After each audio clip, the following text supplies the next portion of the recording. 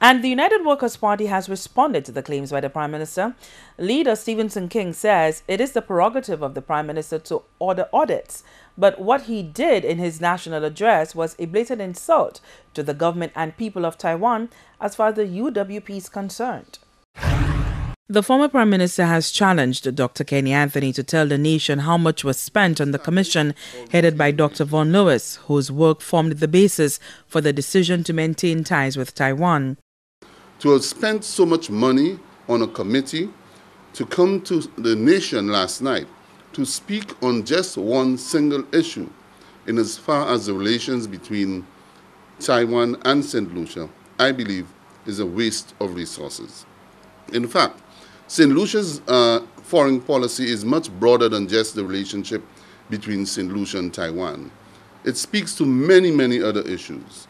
And this worries me when a government can spend so much money and to return to the people with such shallow results, simply to say that we have retained the relationship between St. Lucia and Taiwan.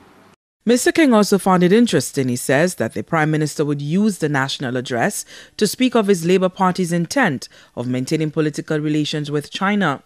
Party-to-party relations, the opposition leader contends, is no business of the nation.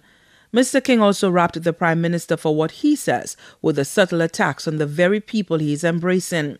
On the question of a launched investigation into the amount of monies received by the UWP administration from the Taiwanese under Ambassador Tom Cho, Mr. King had this to say.